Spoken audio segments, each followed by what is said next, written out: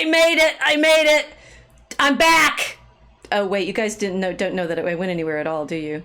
Well, it was dangerous, and there were trolls, and no, wait, there's not even a snowstorm.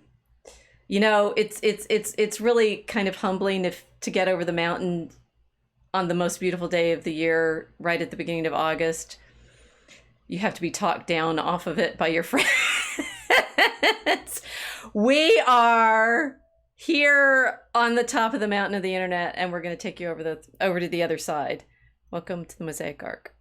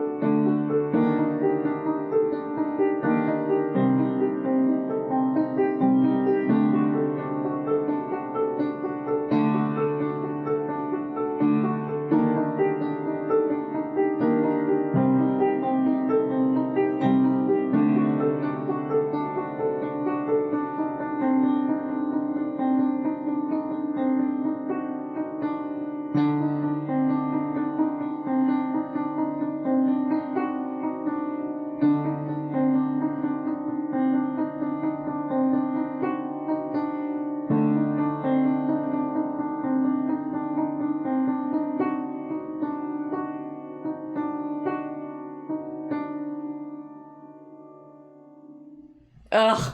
Ugh. Wait. Oh, no, I made it for real. Welcome back. You can ask me where I went. Where'd you go? Well, you know, I brag all the time about driving all the way down to New Mexico. Well, there's this state just north of New Mexico. It's got bigger mountains. Oh my gosh. I got pictures. I'll show you. I'll start with the pictures here. Okay, so we have the bear. She's ready, right? The occasion was I have relatives in Colorado too, and we were going to meet for a memorial for my dad's sister, whom I miss very much. I was crying earlier today because we got the photos from the family event, and anyway, I needed to be there, right? And so I'm going to go, and I stay with friends. Hi, friends. Halfway between the airport with the Devil Horse. And, you know, Denver has the Devil Horse, right? Oh, yeah, the Illuminati airport. Yeah. Well, the Devil Horse. So, you know, it's blue, and okay, we go land in the airport with the Devil Horse, drive over the mountains to friends, and then go from friends' house. It's like there's these layers of mountains in Colorado. There's not just one range, right? They're like stacked up and like bigger and bigger. Oh my god. Oh my gosh. Anyway, so I go, and I'm like prepping to go on this trip, and my friends Mel, hi Mel, if you follow our video editor properly, you know she knows mountains. She's going to be a feature in this story tonight. Yeah. Anyway, I forgot what I was thinking about because I have no like narrative. The altitude. Oh my gosh! Do you know how much my sinuses hurt when I'm at that altitude? You know how high it is. Denver, Mile High City, right? Seems low at the moment because it's only a mile high. We went up to 2 miles high between being in Denver and going up to the mountain. Anyway, so my Mel had warned me that, you know, it's already snowed in these mountains. It's September, right? It's actually already snowed on one of the passes that I was told was appropriate to go over. So when I show up in Denver, going past the Devil Horse, to rent the car that you see me in here, this is my avatar, right? The bear who's going to go over the mountain twice. Oh my gosh. I'm like, I'll just throw money at this problem, get the SUV, all-wheel drive, the clerk at the Hertz was pretty impressed when I was like, yes, I get this car, and she's like, oh, you get to pick that fancy expensive one. I'm like, yes, because it's got to be big and like got all the wheels that I need to get over this mountain, which had no snow by the time I got to the mountain. So there I are. I'm gonna go over the mountain. So you've rented a tank. Mm-hmm. You rented a tank, which was my first mistake. I never rent cars, right? If I fly somewhere, I get in a taxi, and it takes me places. Mm-hmm. It's not Uber, because they like drove all the taxis out of business, right? If I fly somewhere, I get in a taxi. So this was already adventure for me. So you haven't driven up at this altitude before? So we did a decade ago. The bear, this bear that you see in the picture, has been over these mountains before. She's such an ancient bear by now, reminding all of the unauthorized TV bears that fencing bear has been around for a very long time. And back in 2012, the Summer Nationals for fencing was out in Anaheim, California. And my husband very, very sweetly said, we'll drive from Chicago to Anaheim. It's basically the, do you ever see National Lampoon's Vacation? Yes. Yeah, same route. Yes. Okay. From Chicago to Anaheim. Although I think in the movie they go via Arizona. We did that part on the way back, right? So different dog. The dog went, and therefore we had to drive from Chicago to Anaheim, and we went along part of the road that I did on this weekend trip. So I'm like, this is fine. I remember it. It was nice and wide.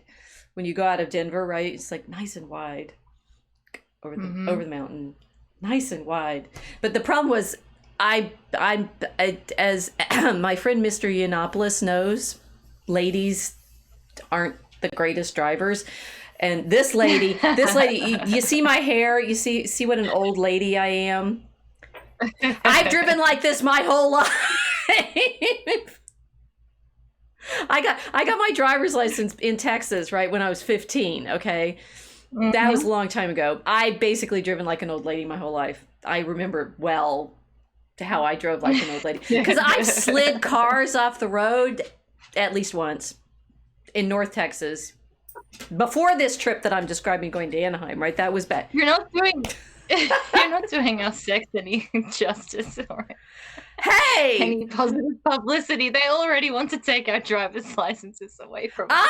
I want, for example, my brother driving me over these passes, not me, right? I'd be perfectly happy to have a man with experience. And my brother. So when my brother learned to drive, I don't know if he got his driver's license as young as I did, but he was very practical, because we grew up in Amarillo. It snows there. It gets blizzards there. It gets ice there. I don't think I slid a car off the road when I was in high school. I have since. But his approach to this was, it snows and you get ice. You take the car to the school parking lot and you practice doing donuts. So you know how to get out of this situation. I should have done that. That sounds like fun. Well, we don't have ice here, so we can't practice driving in blizzards and snow and ice unless we go somewhere. I've seen, so in one of the Miss Fishers, they go skiing. Yeah, they go up from Miss Fisher set in Melbourne, right? Which Miss Fisher, right? No, sorry, You don't? The wombats. So Miss Fisher is set in Melbourne. Maybe you don't know Melbourne very well. In the 20s, right? So they use. My goodness, woman! You have possum that lived in the air conditioner. No. You have seen Rake, right? You know Rake. Oh yeah, the detective show. He's a barrister. He's not a detective. I don't think you know your own. Sorry, yes, television shows terrifically well. No, I don't watch them. I don't watch them. I'm going to have to educate you on. Australian television. You will need to, because people they already think I'm not really from here. I'm finding out this may be true. I'm failing. My in-depth knowledge. No, there's snow. Of course, there's snow near Melbourne. Down south in the Victorian high country. Yes, they can ski. Okay. But it's surrounded by outback. It's not like you're driving along snowy roads and icy conditions. You're in still like Australian outback, and then all of a sudden there's a mountain with snow on top of it. This sounds civilized, I think. You go, so in the Miss Fisher episodes, I got very enamored of Miss Fisher, one because she gets to dress like in the 1920s, so she has really great fashions, and she's a liberated woman. I'm not sure we approve of this, right? She has. It's like. Hello? You've muted yourself. Yes, you have. You punched a button and you've muted yourself. What did you do? I can't hear you.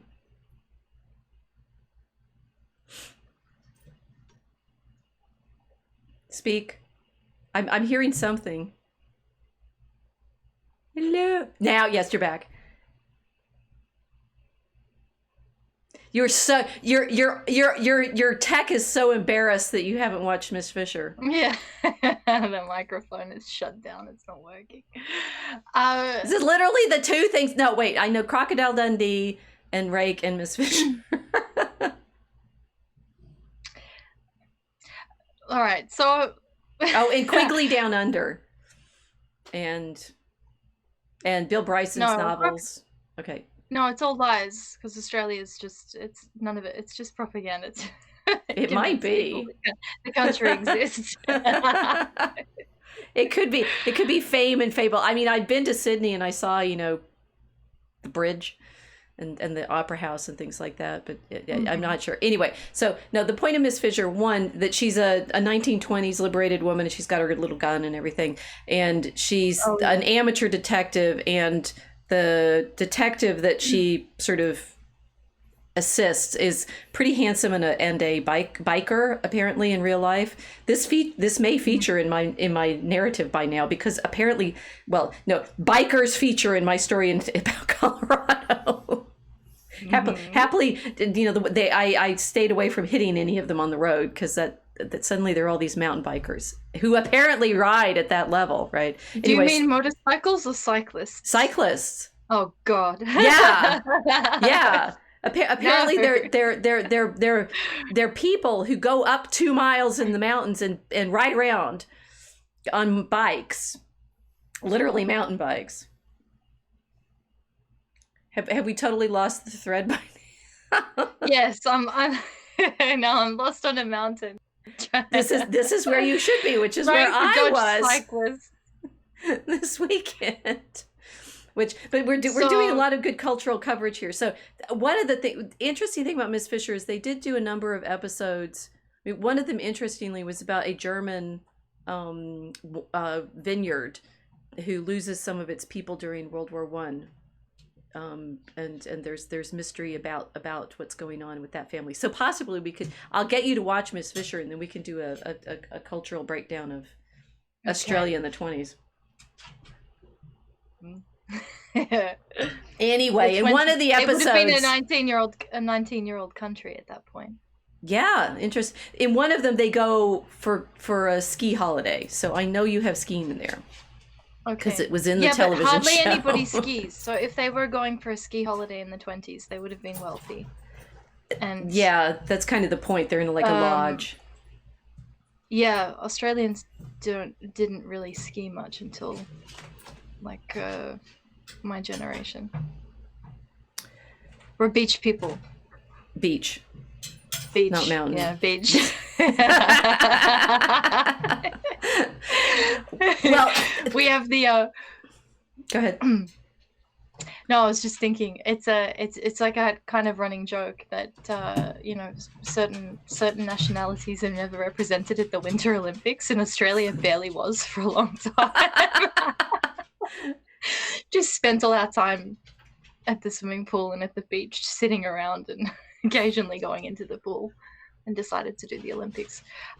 Yeah, okay, so they're skiing. Yeah, but you've got to understand, there's like nothing around those few little snow-capped mountains in Australia.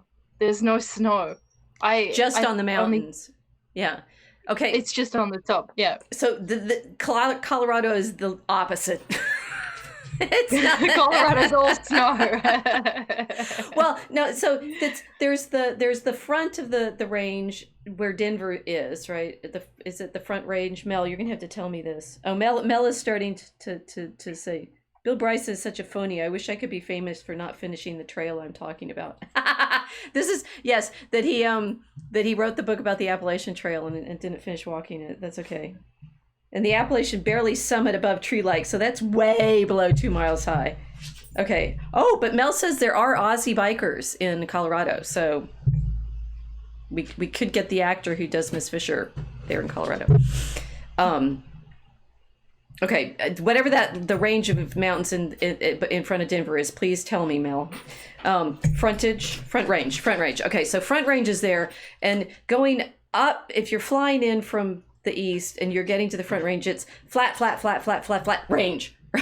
Right? Okay. And Denver sits right on the flat in front of the range, and so there's just this line, right? And it is when we did the drive 10 years ago, it is very striking. It's plains, it's high plains, flat, and then the mountains just go straight up from nothing. It's really very beautiful. I mean, I don't fly through Denver that often. Apparently everybody else in the world does, because it's like huge airport and hub, and it also gets snow, but it's really gorgeous. And you can sort of feel all of the westerns, you get like yearning to aim at that particular range. That's the landscape they want. It's a South Park landscape. Somewhat, yes. It's like flat range, which is but it feels very different. New Mexico is just a bit further south, and the mountains are not the same there. They're much like gentler. And the thing that I noticed between what I know about New Mexico and what was in the part of Colorado that I was in this weekend is New Mexico, we've talked about this before, is very much, it's the old native settlements, so the Pueblos and the Navajo, who are, the Pueblo is obviously Spanish, but the tribes that were there living in towns, or the Navajo living in their farms and such, are there where they've been. And there's also Spanish towns and stuff. It feels very like old and settled. The parts of Colorado I was driving around this weekend, it's all mining. Yeah, I thought you'd like that. and so it's like there's towns, but the towns are all from the 19th century. It's straight up. I mean, I don't know if it was silver mines. The big mine. One of the big mines that I drove past is molybdenum, moly, right? Mm-hmm. So it's for, I guess, like electronics, precious metals stuff. They're scratching around for circuit board parts. Yeah, right. And taking off the tops of the mountains, right? It's just like, I'm driving past the moly mine and could see I'm losing thread. Like, we're still in the car with the bear, but you could see one of those big mining rigs on the top, and we are going to get to the part where I'm terrified. But at this point, I was just like, oh, look, that's enormous. Wow, it looks small on the top of that ridge. These mountains are so high, and that mining thing is so big, and your feeling of just being out of proportion on everything is intense. Yeah. It's a little bit like being on the internet. This is, I mean, if we're speaking through all of this electronic stuff, right? Yeah. We're in the mountains right now. It's been all mined off the top of those to give us our conversation right now. We're inside. We're in Minecraft. Yep. In a very real sense. so trippy. I'm going to leave you tripping on that for a second. Yeah. Yeah. No, and so Melody. What pieces of the planet are we inside at the moment? We're on top of a 2-mile high mountain. At least 2 miles, 3 miles high. Mile is 5,280 feet, which is what Denver is. And the parts of Colorado I was in this weekend, 10,000 feet. The mountains that you can see, though, are at 14,000 feet. The moly mine is maybe at 12, right? So they're several miles up. And that's what we're in. I don't think we have anything comparable to this in Australia. In terms of height? Yep. Well, I'm used to, in New Mexico, the highest we're in when we're visiting is at 9,000. And that's at a ski resort height. And Santa Fe, where I've been staying, is more at 7, I think. It feels a lot different to be that much higher. So what's the feeling like physically? Can you tell? Could you tell as soon as you were in Colorado? Okay, so I land in Denver, and then I have to get the car, which Fencing Bear is sitting in here, and it needed to go into the mountains. When you rent, they do want to make sure that you're able to like get into the mountains with the car that you're renting, and so we've got the SUV. Like I don't change cars that often, and I realize my insofar as I'm a relatively safe driver, I'm aware of the size of the car that I'm in. And the problem was the one that I rented, I was thinking I was getting one that was about the size of my own car. It was a bit bigger. So I was already feeling kind of not sure how much space my car was taking up. And then driving immediately from Denver, you go just straight up the side of the mountain on the interstate, which I remember talking about mining there, right? I remembered when we drove through 10 years ago, I was, I don't know, giddy with the sort of feeling of like, why is this road so wide? It didn't feel as wide this time. I'm not sure why, but maybe we went up a different road. I'm not sure. There's mining there. There's also reasons for these roads to be really big. And it's not because of the traffic. Would it be military? Yeah. And now I'm a little confused about what road I'm remembering from the previous time, but it's like big wide roads that you could drive, I don't know, rockets down. Do you think don't imagine you go to Colorado and you're going into this pristine wilderness. It's this very complicated dynamic of, we're here because of our military installations. We're here because of this mining that they're taking off the top of the rocks. We're here because of these extreme sports. We're here because of money, for sure. It's like you're talking about the Miss Fisher characters, if they were skiing at that point. New Mexico is where the ordinary Texans go to ski. I don't know. Okay. The ordinary Texans. Maybe you drive over such to an that far, right? Good. There are some good slopes and stuff there, right? You may have heard of the resorts that are out there in Colorado, like Vail, which we did stop at. It's right off the freeway. It looks like a little alpine town. It's hilarious, right? It's like New Mexico is very Pueblo and,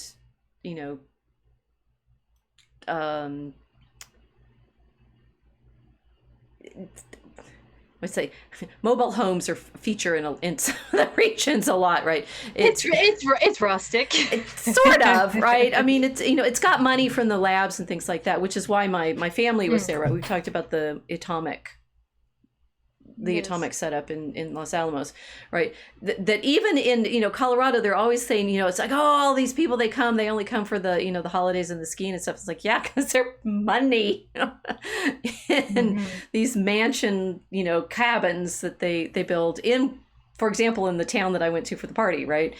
But then Vail is there, and it's all like alpine shops in the little ski village, right? It was hilarious. I'd never seen anything like it when we drove through.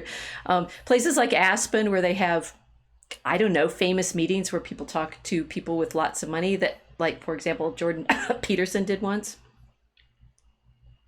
Oh, was he? Well, he mentioned. I mean, who was he talking to? Barry Weiss. I did a little blog post on that particular interview where the Rocket Mountain. he was being compared to, I don't know, Milo. And I know that she tricked him into saying Milo's racist at some point. And his description. Oh yeah, when he was like climbing. Yeah. I remember. Right, that was in Aspen money. And he mentioned that, he at some point that he'd never been in front of an audience at that point with so much money. Ugh.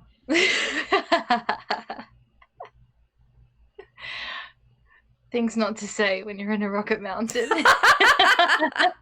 Well, I've seen Vail. I've never been to Aspen. I don't know what it's like. I assume it's beautiful because the valleys that I drove through on Saturday, I mean, it was like literally, I had one day where I had to go from one valley to the next and then back.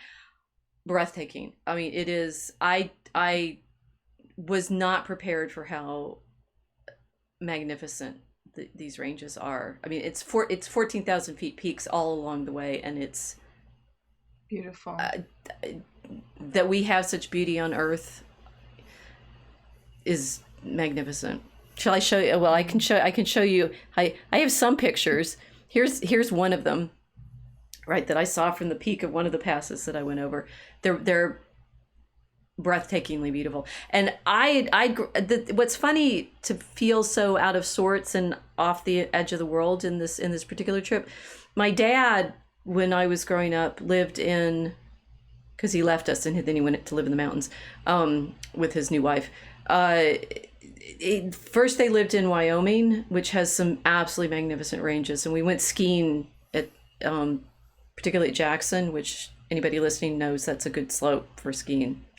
We've driven around a lot in, I guess, western Wyoming, which has absolutely gorgeous ranges up there by Yellowstone and getting close to Idaho, where some people we know live.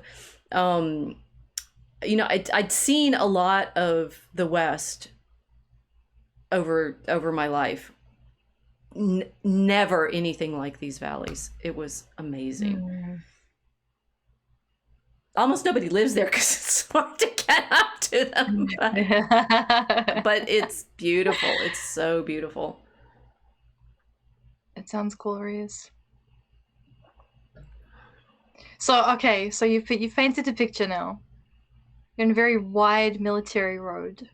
For some of it. I haven't gotten you actually through the tunnel yet. We haven't gone through the tunnel. Okay, this is I'll keep painting, right? So we're up the hill on the other side of Denver, and there is this wide road, and like I said, I had remembered it as being like ridiculously wide, and it was just a few lanes. So either I've gotten more used to Chicago's freeways, but I don't think so, because I've actually been living in Chicago now I've been living in Chicago a long time since before we went on that trip, so I don't know. But you go over the mountain, there's these wide roads. They narrow down to 2 lanes or something at some point. And then there's a little tunnel, which I was like, oh, tunnel. No, that was the little tunnel, right? And then when you get to the top of the pass that I-70 is going over, there's a long tunnel. And you'll be, appreciate this, from some of the reading that we've been doing, that this is an interesting pair of people to have the tunnels named after. Eisenhower and Johnson.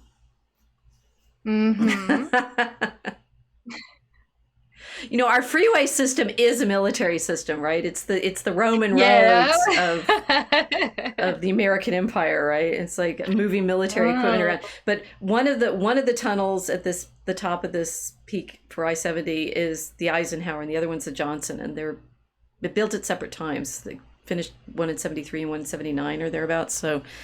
So when you get to the top, and then you go through that long tunnel, and then the opposite side, this is the Bear's Gone Over This Mountain, you have all of the signs, because this is like trucking level interstate stuff, which you guys in Australia probably wouldn't even sneeze at these trucks because there's only one trailer, not 10 or however many you have on those truck trains, right? But so the semis have gone over the pass, and then there's signs to all the truckers all the way down going, truckers, you have, so and so to go on the 6% grade, and there's, the shootout lanes to like, if your brakes are shot, you go off of here and it, shoots you up the side of a ridge so that you don't crash into everybody else all the way down, right? And I'm like, oh.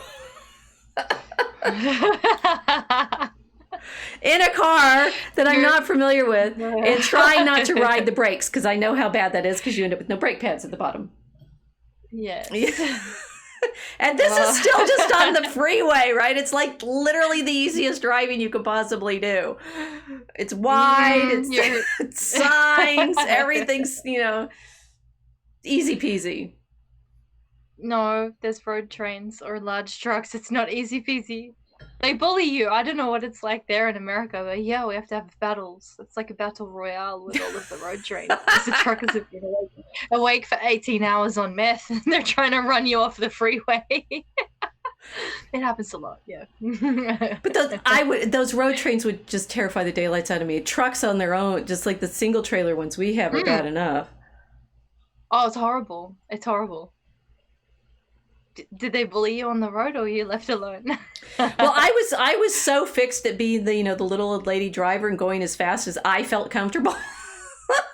Somehow I got down that one actually without anybody beeping at me at all. It was fine. It's good. No, I mean, this is what I was conscious of was most of the people on this road do it regularly, right? Which was one of the terrifying things in some respects, because they're used to it and they know the sort of curves, and they know what to expect for that road. And I just didn't. I realized, most of what I was doing was saying, I've never driven this road before, and that makes me anxious. Once I know it, then I know how to ride it. And I've been thinking about that as a feature of things I'm scared of and things I'm not scared of, right?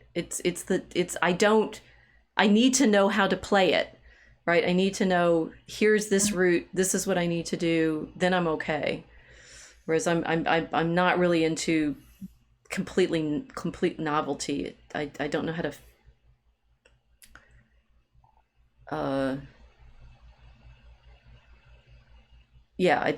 need to practice it. So now I've practiced that road. I feel a little better.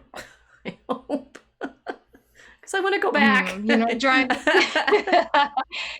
You're not driving fresh on the Rocket Road. No. I'd like to know where I am. That's a space highway. Practice it. Practice that road, right?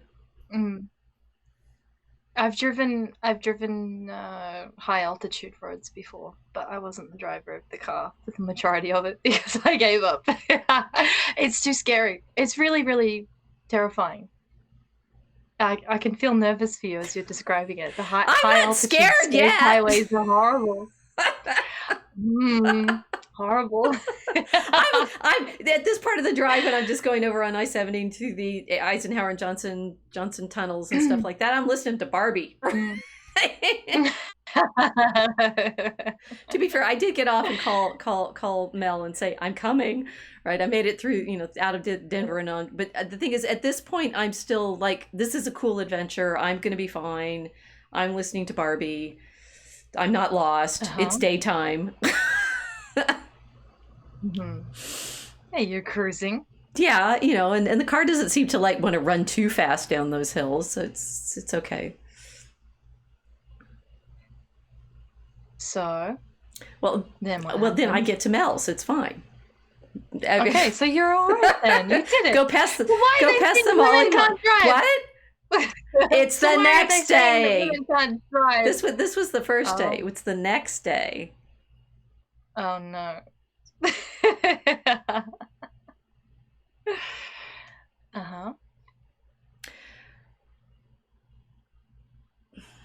What did you do? Well, so you're asking what it's like being at that altitude, and this was interesting because I had gotten a bit sick when we were in Santa Fe, and I'm like, okay, so I know what, it's like you get really dehydrated So you need to make sure to drink more water for the first few days, so as your body catches up. You can't drink too much water, your salt goes down, so you have to balance that out. It's very, very dry, so your sinuses and stuff can feel it. And you can feel a bit dizzy, right?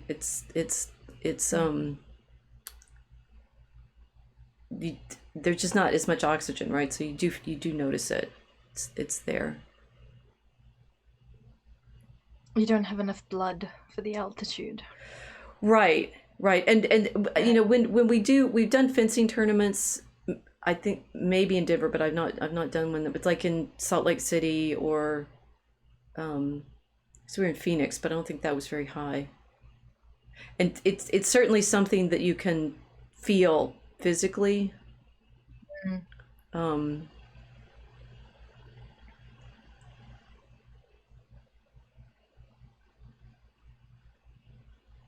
I don't know. That wasn't the hard part. This is the lesson. The lesson of our story, boys and girls, is never trust people who actually live there, and not my friends, my relatives. No, I need some more wine here. I couldn't drink. Right? Don't drink when you go up in super high altitude, because you'll get like more drunk than you've ever been in your whole life, and then throw it up.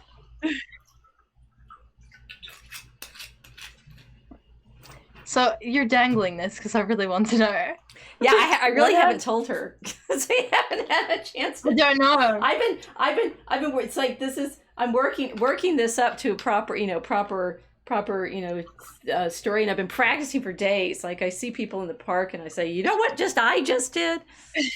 And then they have comparable stories, because the feeling that I had to survive through is a familiar one for many people, and especially for one of the people I told it to is a man.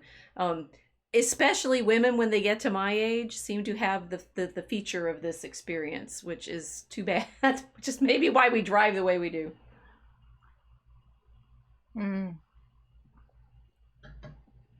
Okay, you just want me to tell you. Okay. No, I'm wondering. Should I start guessing or just? Yeah, this is how to have an adventure without anything bad happening. It's hilarious. Okay, so it's September, meaning it's gorgeous. You can see from the photo that I'm showing, it's like there was not a cloud in the sky. It was absolutely exquisite. It was not terribly hot because you're up so high, and everything was planned out perfectly, right? The party that I was going to was from 12 to 3. I could drive from where I was staying with Mel to the party. Looked on the map to take 2-3 hours. That was fine. Could drive home from the party before it would get dark. Straightforward, right? Right. No. Well, the somehow I'm not convinced. The interesting thing is what scares you, right? What is actually harder to do compared to what other people think is hard to do. Yeah. And so on the route, there were 2 choices, and you realize to go over this range, this middle range. I have to ask Mel what the range. The altitude increases your blood pressure. You produce more red blood cells. Yeah, people who just live up there get bigger hearts. Right? It's like this is why all these bikers and everybody apparently are up there practicing, right? Because when they go down lower, they beat everybody because they've got these. So we got the. Yes, Mel is getting to the point with the Psalms. Yes, we're gonna get there. If you guys are in the unauthorized chat, Mel is giving the running commentary, so she can give you a better sense of what's going on. So I had 2 choices, 2 different passes that I could go over, and one on the map, which is why Google Maps is useful, but not completely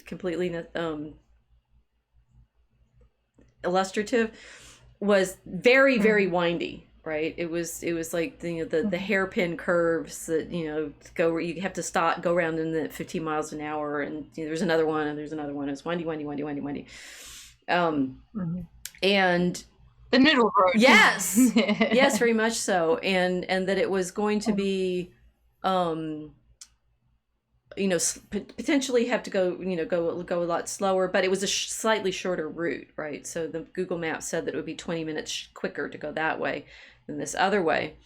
And I'd been assured by my family that the other way was the pass that was regularly open, right? So there's one pass that's Cottonwood Pass, which is what I'm showing you here, and Monarch Pass, right? And Cottonwood Pass, sometimes it shows up on Google Maps, sometimes it doesn't. I'm not sure why it comes and goes, right? Because it's a smaller road. And Monarch Pass, not interstate level, just state road level, but my family assured me that this was the one they were going to take coming over from Denver, and that was the better one to go. And you wouldn't want to go some other way because we can't guarantee that it'll be clear, that the road will be clear. Mm-hmm. Because of rocks, or? No, actually it snowed there 2 weekends ago. Okay. These are up so high, it's already starting to snow in that elevation. Yeah. All right. So the road's potentially blocked from snow. Potentially, but it's a beautiful day, so there's no snow. Yeah. Okay. Yeah. Okay. So I start off and I'm like, all right, what do you think the soundtrack is going to be for this day? It's not Barbie. Right? It needs to be something significant. I'm going to my aunt's memorial service, whom I very dearly miss, right? My dad's sister. I need to have something memorable to listen to while I'm driving. I thought I was going to listen to Chesterton, Everlasting Man, but I couldn't figure out how to get it to play on the car. The car was fancy because it had a monitor where you could look at the map and everything. So when I was watching it going wiggly, wiggly, wiggly, I could see it on the map. I'd look at the road, not the map on the car.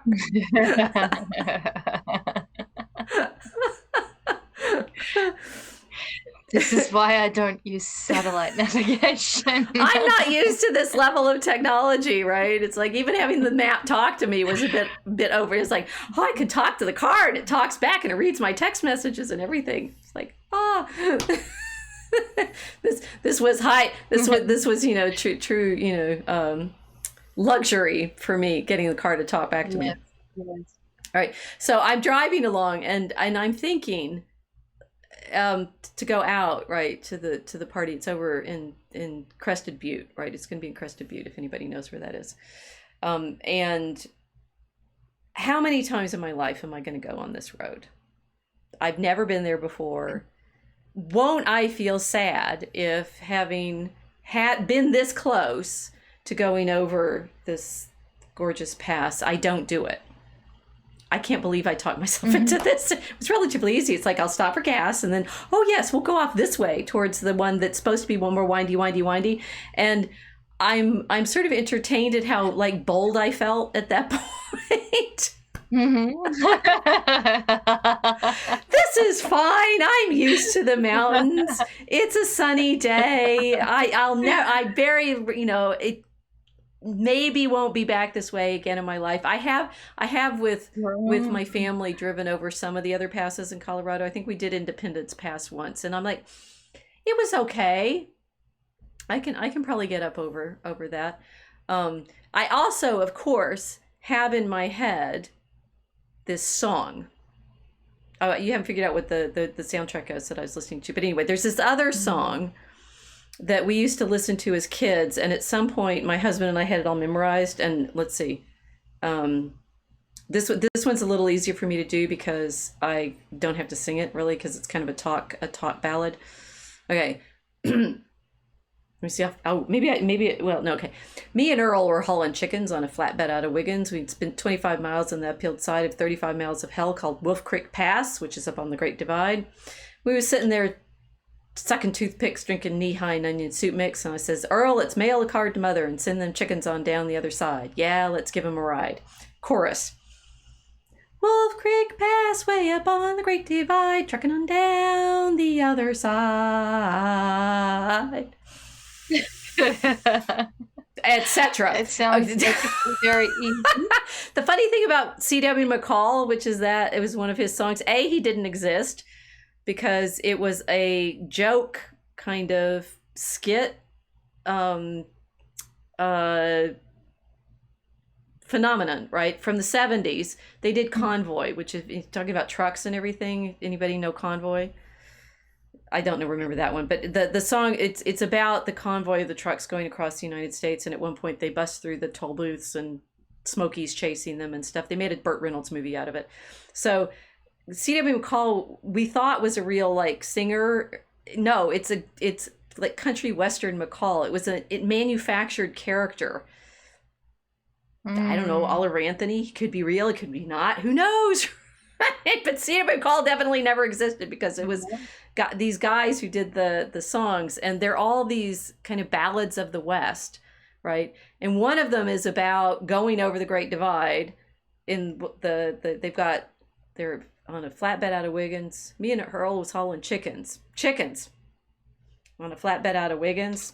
We spent 25 miles on the uphill side of 35 miles of hell called Wolf Creek Pass. I didn't go over Wolf Creek Pass. That's a little further south from where I was. And when they drive down, it's like the road looks like a bunch of Z's and W's, and the brakes give out, and they crash into the feed store in downtown Pagosa Springs. I was all ready to... Okay. That's what happens if you get those trucks get out of control. They just turn into a C.W. McCall song. Yeah. Well, everybody have to play it. We'll link it in the description. Western Juggernauts. Yeah, but on the the uphill side of 35 miles of hell called Wolf Creek Pass, and so I knew these the switchback roads and stuff like that. I figured I'd be okay, right? So I'm gonna go on the higher pass, the shorter one, with more curly screws, and there you will go, right? So I did, and it was great. It was relatively easy, and I'm like, well, this isn't much of a problem. It's curvy and definitely, but there's nice trees on either side of the road all the way up. I can highly recommend Cottonwood Pass because there's no cliffs. This is good. And it says slow down, you wiggle around until you get right at the very top, which is what I'm showing you, this vista, right? It's and so the Great Divide, do you understand what that is? Everybody's getting the geography lesson today. This is nice. The geography of our mining and military. I'm going to assume that it's the same as our Great Dividing Range, which is a big spine of mountains that cuts the country in half. Although it doesn't cut ours in like equal fractions, but it basically separates Eastern civilization from the rest of the desert. It's my dad loved telling us about it, right? It's like we were driving around in the West with my dad and we were kids, and the divide is it's the watershed. So all of the water from one side goes towards the Gulf of Mexico, Atlantic, into the Mississippi, right down that way, and then the stuff on the other side goes into the Pacific. So it's the spine of the country, and that's it. Wolf Creek Pass is on the Great Divide. So were these passes, right? They're like the spine of the continent. And all the water goes to either side on these. So this showing this pond on the top, or lake, is more medium sized lake. I guess you're getting up above the tree line too. You can see how there's no trees on top of these mountains. You're so high up, the plants don't grow there. It's like tundra. So it's way up there in even the plants won't grow. Yeah, you're in the place where the clouds break. Yeah. And it was magnificent. It was so beautiful. And so this was what I'm showing right now is looking west, and then I went out to the other side, and this was looking east, right? And just this glory. I'd chosen for the uphill side of this whole exercise, Jesus Christ Superstar. And it was great. I think right when I got to the top, and then I stopped and I took these pictures here to prove that I was actually there. These are my pictures. Here I am, grinning, right? the reality of all of this is I have terrible vertigo. Incredibly bad. I'm making a joke about this. You're realizing how hard it is for me to tell this particular narrative ever. If I think about it hard enough or just look at these photographs, I'll feel dizzy.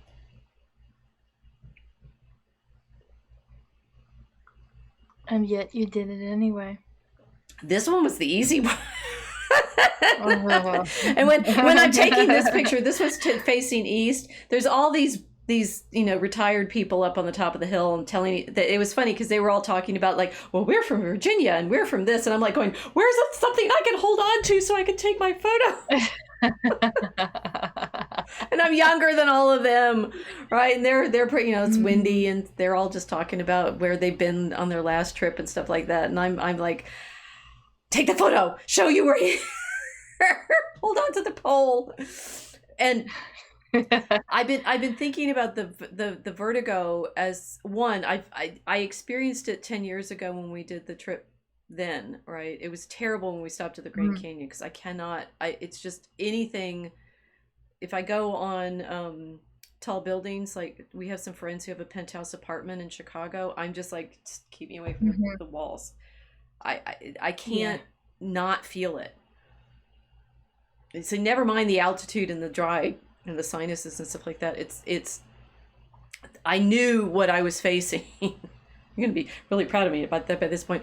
I knew what I was facing because I knew that it would just looking at these views would mean I would be terrified. And yet knowing that they're this beautiful. And when we drove this before, we didn't see any views quite like this. The over the Great Divide part on I-70 isn't nearly as striking because they put the road through a place that wouldn't terrify me, I suppose. That I was aware of the fact that if I could make it over this, I would have. I think there's no conquering the fear here because it's not a cognitive problem. Like, oh my gosh, I might fall or something. It's just physical. It's like snakes. It's instinctive. Yeah. It's instinct. Yeah. Yeah. Oh, I get it. I have a fear of heights too. I don't know. The thing is, when I was younger, I didn't have it. So I've also sometime in my 30s or 40s, it kicked in. And instead of having this kind of experience being just exciting and this is great, I love going up in the mountains, I will have to hold on to something to be able to look at it. You have to tether yourself to your car. Well, I had to walk away from the car to take the picture because I parked the car very carefully in a thing that wasn't at all like on an edge of anything. And I had to walk over here, take the picture, and walk over here and take the picture and hold on to a pole and then take the picture and like, that's enough. That's good. Oh yeah, I did it. Okay, good. Down the other side with Caiaphas and Annas singing about this Jesus must die. No, wait, I think I was literally listening to the crucifixion as I went over the top here, which was very like, I my soundtrack was matching.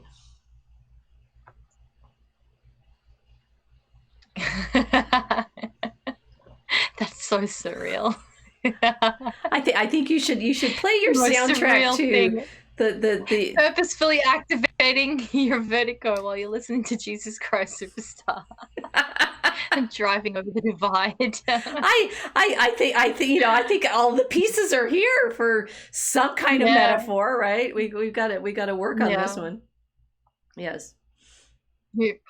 So you've crossed through BC AD in Colorado. I hadn't thought of it that way. That's really good. Yes. We've gone from ordinary time to so Mal at some point is saying, I've lifted up my eyes to the mountains from which help shall come to me.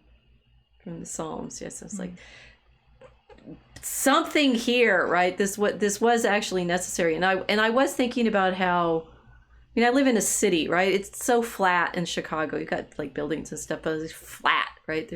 There's a lake, but the land is just flat. and the feeling of being in the magnificence of creation, it doesn't tend to hit you in Chicago that much. It definitely hits when you're in these landscapes. And and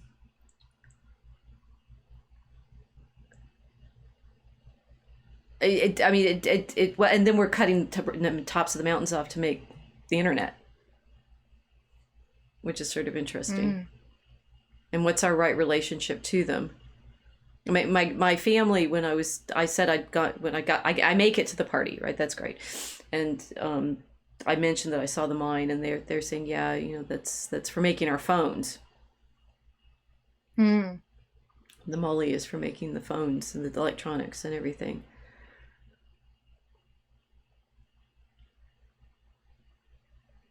It's surreal to be walking around with little pieces of that mountain in your pocket. Yeah. There's something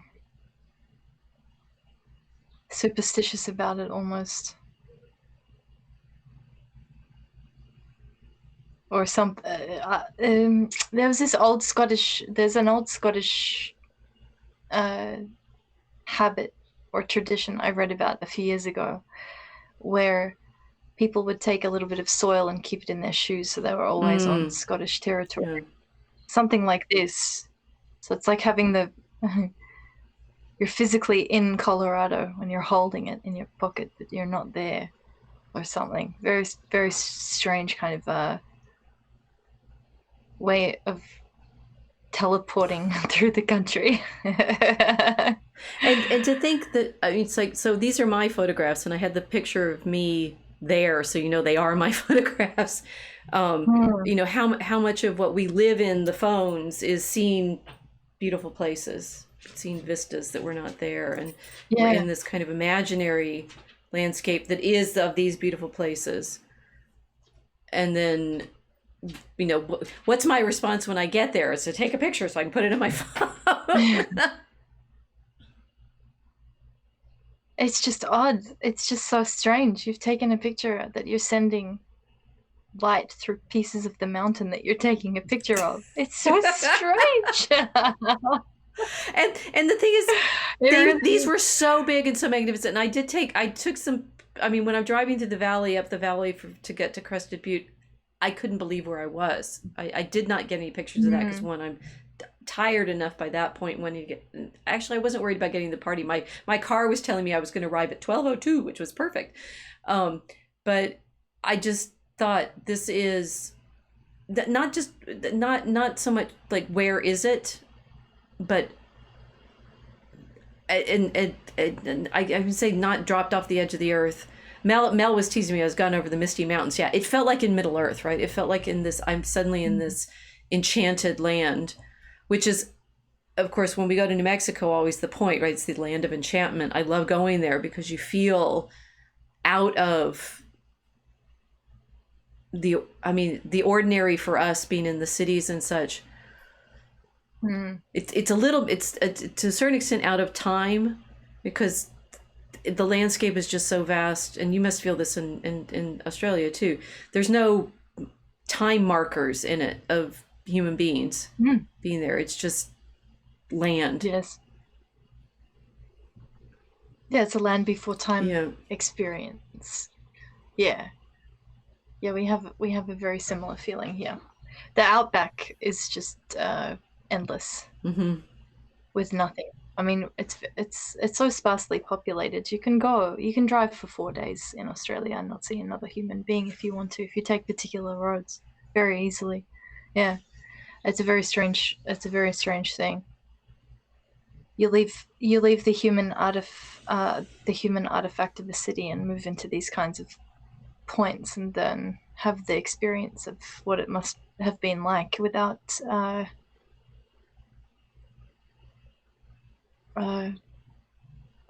I don't know. It's almost like you get to witness the world without man in it, even though you're in it. It's something. It's very, very strange.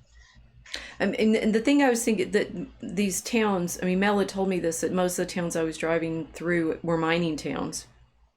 And so I kept thinking,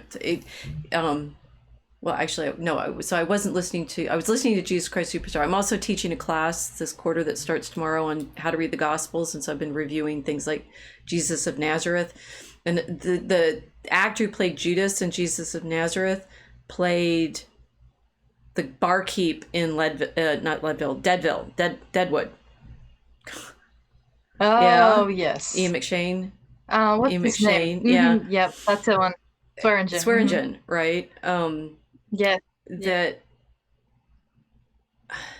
Now I forgot where I was going with that. That all of it was the mines, and it felt like I said, not a depth of history. I'm used to the depth of history in New Mexico, and this felt. I mean, nobody had ever lived there until the miners showed up, which is what Deadwood is like. And although they're in the Dakotas, I think they're supposed to be in the Black Hills. It didn't feel to me like even pre-Europeans had lived there. These Colorado mountains are just so high, which is strange because you say, well, people live in the Andes.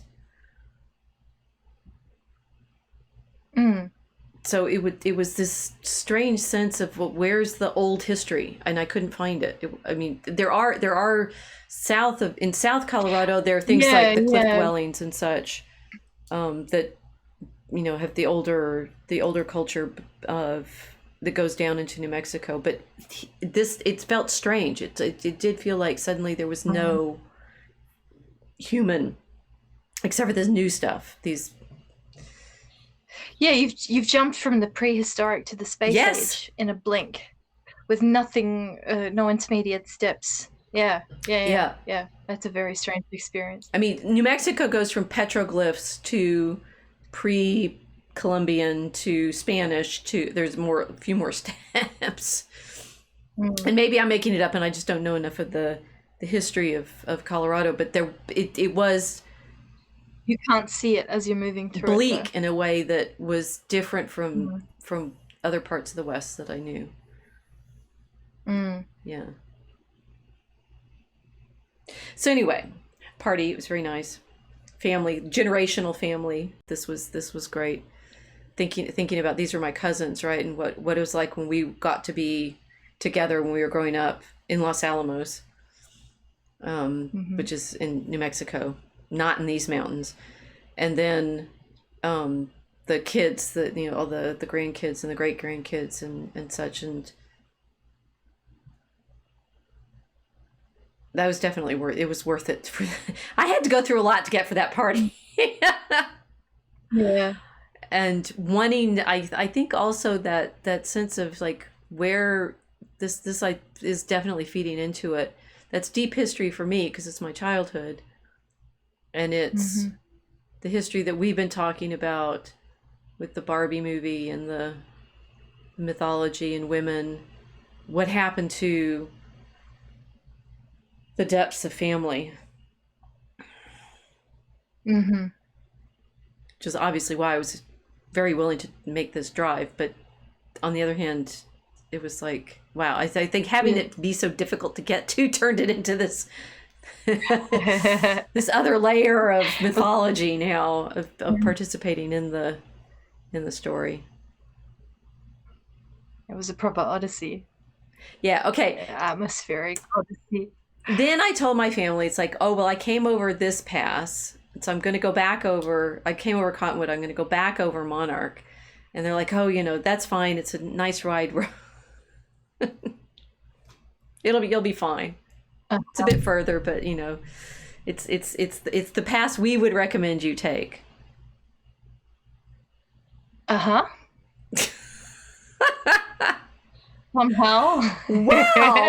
Well, I think I've talked myself out of being anxious. So to carry on, have to capture it here.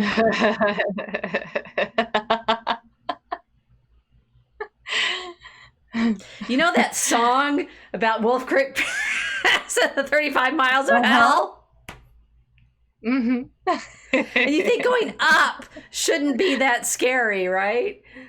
and because in the song the whole point is that they start with them at the top, right, and the hard part is going to be going down the mountain with their chickens. At some point they the chickens, the sign said clearance to the 12-foot line, but the chickens were stacked to 13.9. We took them top row of chickens slicker into the scum off of Louisiana swamp. Woo!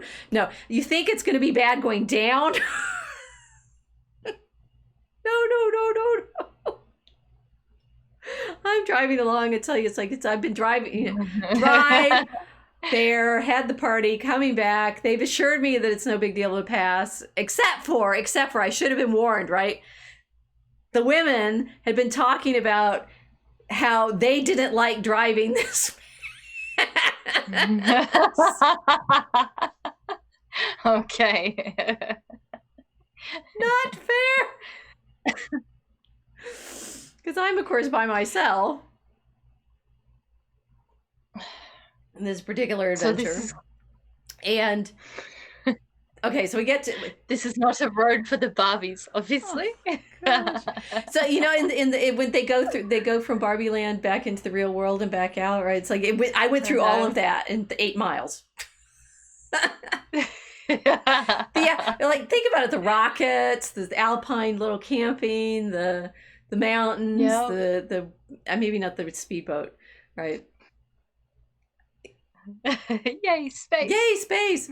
No, but okay. What is funny? Let me see if I can recover some of the sensation here. No, it's gone. That's good. I've de-stressed myself. That's great. You've had to go through a psychological de-escalation process in order to get to the point of telling your story of the I think over the Monarch Road. These are good things, right? How do you get past your fear? The thing is, mm-hmm. the vertigo is not something I can talk myself out of, right? It's like snakes, or mainly snakes. I hate snakes. Just like Indiana Jones, right? I think I've mentioned this before, that there's certain kinds of reactions that you have that your conscious mind can be telling you it's fine, but your deep limbic system is simply screaming. Yeah. Mhm. Yeah. Yeah. The limbic system overrides the everything else in the mind, unless you can conquer your limbic system. Well, I don't know, can we? I mean, I'm glad you're not Chat GPT, so that I've talked this all into the internet, and now I feel better. The AI that people tell their woes to. I actually rather like having the idea that I'm talking to human beings instead of just the AI. Oh, Yes. How well? No, I promise I'm not. Will the AI understand how to talk us down off of these mountains? That's a scary thought, because we've talked ourselves into it with the moly and all of the other minerals that we've used to make the AI. Now we're having therapy sessions with pieces of the mountain. Man, that's weird. There we go. Superstition has entered the talking to the mountain. We're literally, it's like talking about, my eyes have lifted up to the mountains. I'm talking to the mountain, having this AI experience. Yeah, that's very interesting. The spirit of the mountain was renamed ChatGPT. Well, we are doing what I hoped is, unpeeling the deep mythology, whatever it was that just happened. Mm-hmm.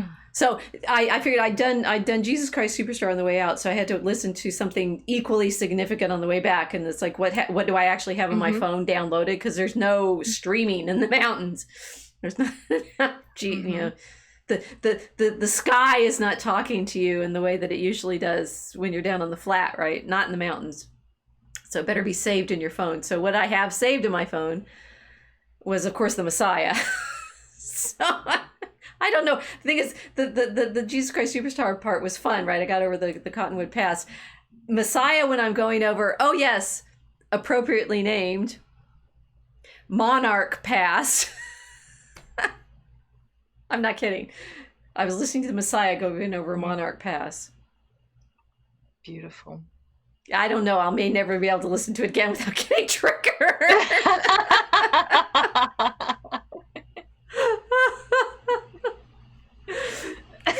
No, I'm going up the pass, and the thing is, they were my family was right. It is wide, right? There are 2 lanes on the uphill side, right? But the problem is the uphill side is on the outside of the road. So the downhill side, which you might be like getting speed in, you have to do your brakes and stuff like that. That one's close to the side of the hill, whereas the uphill side, I'm here to tell you, going east on Monarch Pass, is not, right? There's just a sheer cliff thing. There's a little guardrail. I don't believe in that guardrail at all. The guardrail is a psychological feature. If you get high enough. Here's this guardrail. Oh, it's like, that doesn't help. I can still see over it. I did notice going back the next day when I'm going back to Denver that on the interstate, for some of the parts where they have like sheer cliff going on the side of the road, they built like high walls. So you can't see. Oh. So it's clearly not just me, right? And the thing is, it's like, I don't know. I don't want to test that guardrail, whether it would keep you from falling off the side. No. I'm imagining this because if you drive backwards, your lanes are mixed. Oh yeah, so this is I'm on the right hand side. Yeah, so you're on the right hand side going that way. That increases the nervous feeling I have thinking about this. You're driving on the wrong side. Yes, there you go. Yeah. So when you come to visit at long last, which you will one day, we're gonna go drive this passenger. You're gonna have to medicate me for that one. I'm like, okay. Casey is saying, ironic that Molly is slang for ecstasy. Yes, indeed. I was, I had enough presence of mind and speaking of and medication. terror. It was like, this day of my life, which I recognized was going to be a watershed experience. Oh yes, I did that. I've imprinted all of these random things on my memory now, and one was the billboards for the hiring for the moly mine on the way. I was seeing on the way back. If you need a job, moly.jobs. That's right. It's only 1 L though. Right. So yeah, like this ecstasy of being in the holy moly of our internet. Yeah. As Casey says, since we're all addicted to our phones, well, now you know. You're addicted. This is all making sense. You're addicted to the mountain. This mountain. Don't you? And the thing is, okay, so we're driving along, and it's like, cliff, guardrail. I've got 2 lanes as far as I'm concerned. I'm going to use both of them. Happily, there wasn't that much traffic.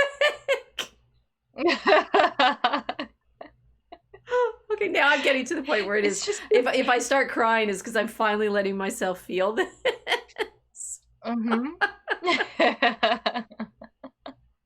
Release the pressure.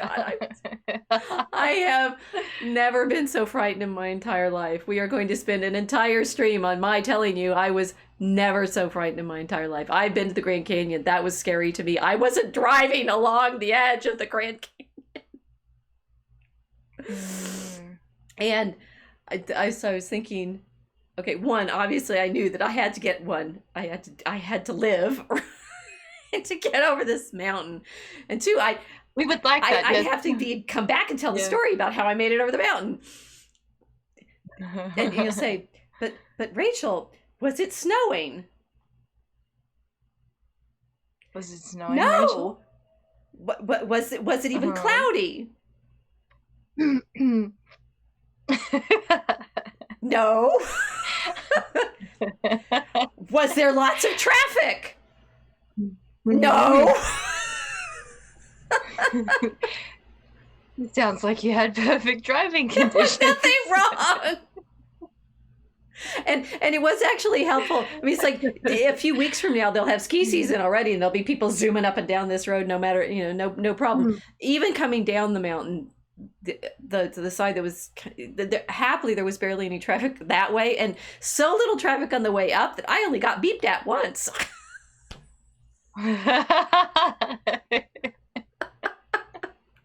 This is how silly it is. So I had there was a variety of things I had in my head while I'm trying to, like, it took absolutely every ounce of willpower I had to press the accelerator. I wanted nothing more in the world than to stop completely and not move, right? I've looked at the map since when I come back. These were like really big curves. They weren't even that tight. When I'd gone up the other pass in the morning, way more curvy, windy, hairpin, zigzag, stuff like that. This pass was not bad, the Monarch one, right? But it was like, for reasons of vertigo and basically that, almost impossible. I'm sure there's a lesson in all of this. I feel so stressed. I'm just listening. I've got vicarious vertigo from listening to this. It was so bad. I never, and the thing is, so I have when I said I'd gone with my dad to Jackson Hole. If you ski in the United States at all, people listening, you will know that Jackson Hole is one of the best mountains there is. My dad did the Black Diamonds with my cousins, who were the ones at this party that I was going to. The first day when I'm skiing at Jackson, when I'm in college, maybe I'm a freshman in college, I think, so I'm 17. My dad takes me up. There's like mist and I can't see the hill, and he's taken me up what in Jackson Hole ratings is a blue, which is harder than a green, let's just say, but not as hard as a red, and certainly not a black. But okay, it's a medium hill. It's not that bad. I was more scared driving up this Monarch Pass than I was on that hill that day with my dad, and I sat down and cried on that hill that day in Jackson Hole. And he's like, "You've got to get down," and I'm like, "I can't. I'm too frightened. You want me to keep skiing? I barely know how to ski, and you want me to ski in the fog and the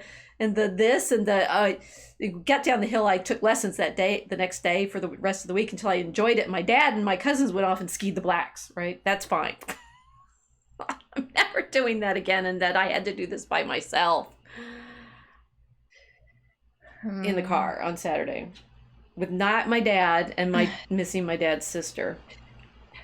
So I'm picturing you, it's like Clueless, Cher and her friends on the freeway, but you alone in the giant tank-sized SUV listening to the Messiah and screaming internally. I wasn't making any noise. I was holding onto the steering wheel, right? Destroy your brakes and your accelerant. I didn't need any brakes at this point. It was up. And I had, and that's the thing. I had to keep going up, right? Because I was only going to get over by continue to go up. And I think it's like to add. I couldn't see very far forward because the road was turning, right? So you never know what's coming up next. So you got a perpetual horizon in space. Yes. Talk about the brackets and stuff. That's Molly. The Molly Mountain. and the thing is, I think vertigo, it's like, so on the one hand you're afraid of falling, on the other hand you're tempted. Have you ever had that? Do you understand that? It's that I wonder about that, and I don't know whether it's something I read or something, therefore it was in somebody else reflecting on this, but there's both a sense of I'm afraid I'll fall, and the other, it's like Frodo sitting on him on hen, right? no, yes, I'm coming. So it's like, what if I just drove off the side and flew? Oh yeah, right? Yeah.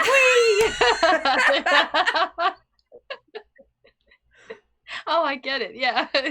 Right. So you're in this. I'm terrified of falling, and I want to fly at the same time. Don't let go of the steering wheel.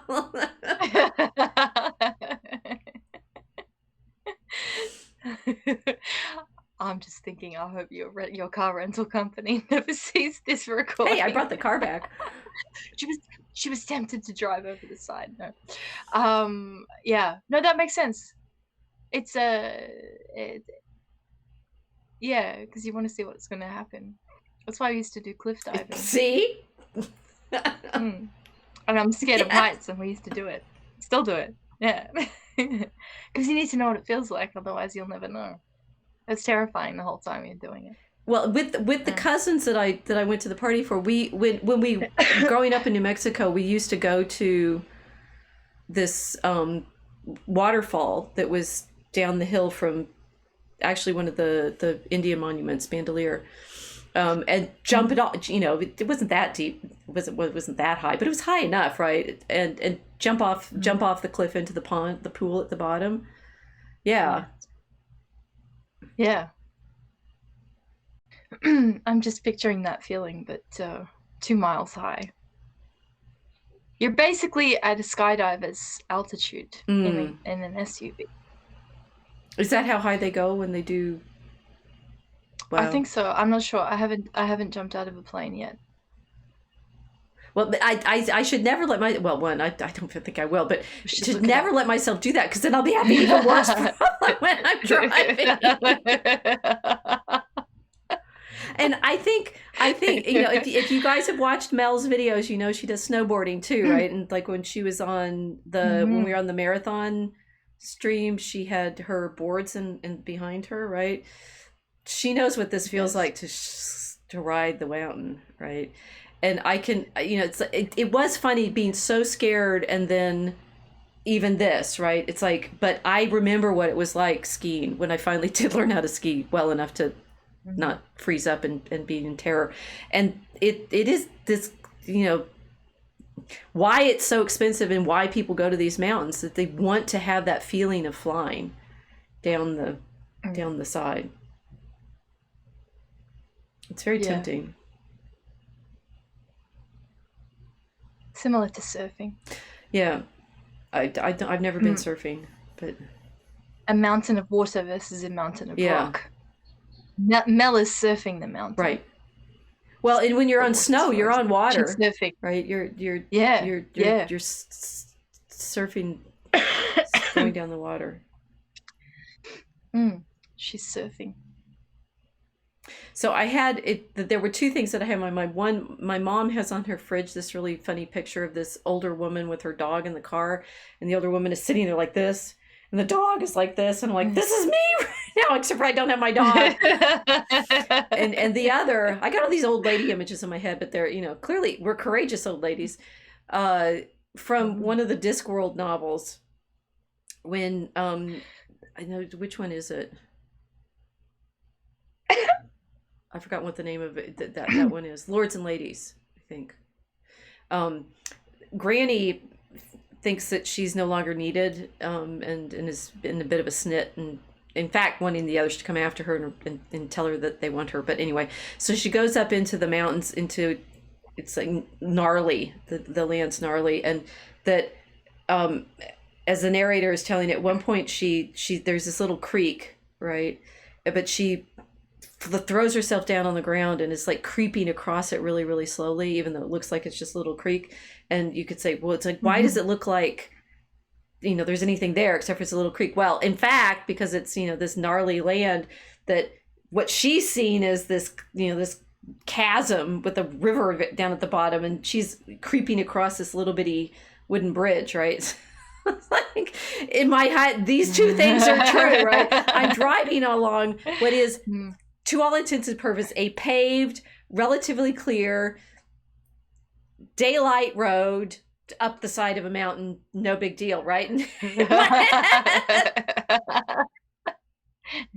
Not in your head. I might as well be on some kind of, you know, CGI adventure, you know, adventure cliff, right? That I'm gonna have to get across by way, I don't know what it was.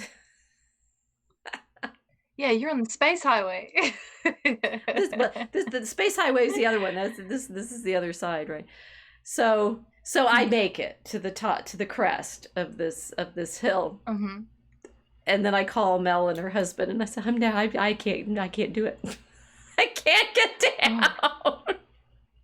This, ladies and gentlemen, is a reminder to you that whatever I've done in my life as professor, I've faced this mountain, which I'm here to tell you this, right? But not in that moment. I'm sitting there. It's like this ridiculous kind of little flat space, which is a total lie, because if you see a picture of Monarch Pass on the Wikipedia, it looks like it's flat. That's not true.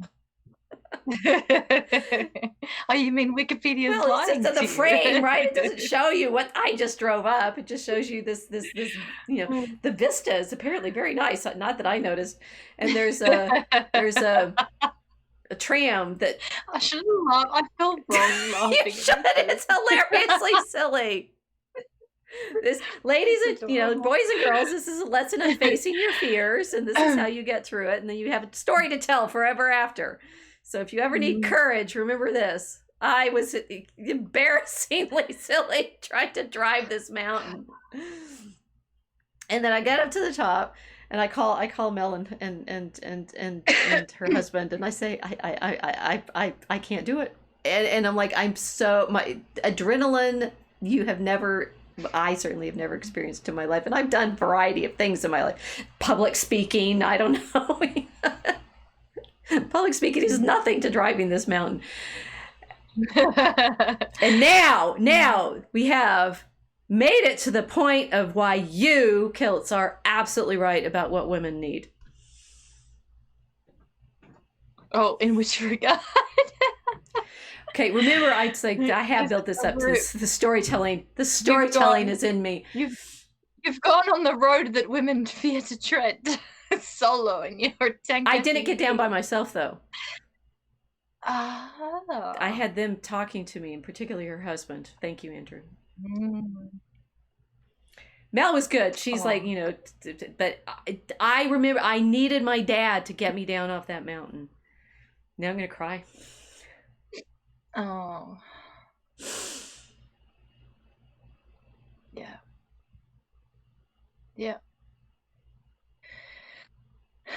And in that little moment, everything that we've been talking about the Barbies and the need for the patriarchy and the need for confidence and the need for just what women want, guys, ladies, golly, I am crying. My dad was there with me on the mountain when he took me up, and he got me in this stupid fog in Jackson, right? And he didn't leave me. He talked me down. I was a mess, right? I was like 17, whatever. I was a mess. And he stuck with me, got me down that mountain. That day stayed with me, obviously, for the rest of my life. That my dad was there when I needed him most to get me out of danger. Dads, do not abandon your daughters. Need more wine.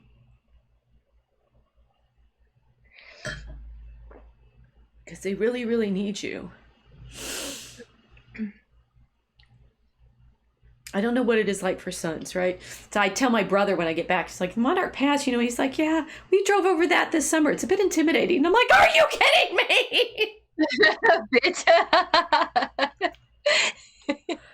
Yes, it's a bit intimidating.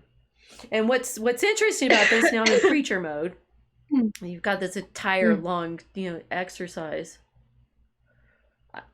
This is, for me now, one of these 2 days of my life, right? The one when my dad talked me down off the mountain, and I knew he wouldn't abandon me, even though he had actually abandoned us in the divorce and everything. But he stuck with me then, and he did stick with me in other moments in my life when I was really...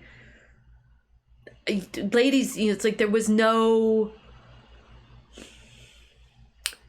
rational reason to be so frightened, right, of this hill, because I'd driven up it. It's a big road, right? I was only beeped at once. There was all these other, all these retirees, the boomers were driving past me and sharing stories about how they were driving the mountains.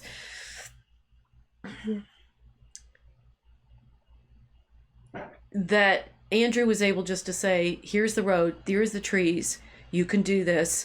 Mel's sitting there saying, you got to get down after dark, before it gets dark. And I'm like, okay. Yeah. what's interesting is how there have been other men in my life who won't do that. Oh, you're freaking out. Oh, they didn't make fun of me. They just said, you can do this. Yeah. This is safe. You can take, guy would on the top of this 10,000 foot, 11,000 foot pass with nobody except for me in the car. And I still had like 2 hours to drive to get home.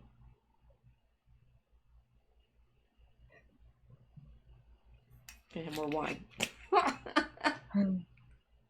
No, that's it though. That's everything. It's those moments when you actually are incapable of continuing. Right. Yeah. Women have those often. Well, happily, I've only had one quite this intense occasionally, right? But the thing is, I think it's metaphorical for lots of them. And it's when we are describing what it is that we need support in, it's those moments when you are up against reality in a way that is impassable. And I it's like, it doesn't mean I got down it. I got down the other side. I'm brave. I get my badge, right? I drove up the other one earlier that day. Yeah. Got a beautiful view, even though I have vertigo, right? But this, and I will, there have been other things that I've had to live through in my life that are similar psychologically, but this one's the physical one.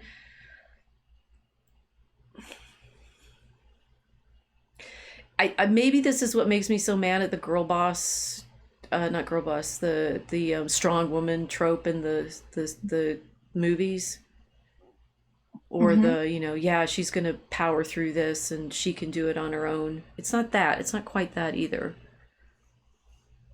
It's having someone that you can count on to take care of you in that moment when you actually really, really, really need.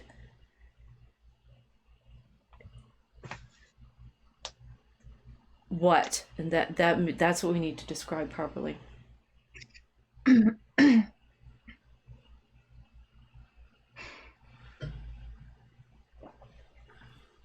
need guardrails. Yeah. Like that phone call is the guardrail. It's a psychological guardrail. It's not actually preventing you from going over the side of the road, but it is, because you have somebody talking at you, guiding you as you're going through what you're doing. Right. That's what I would describe as the guardrails of the patriarchy around women. Yep. It's very necessary.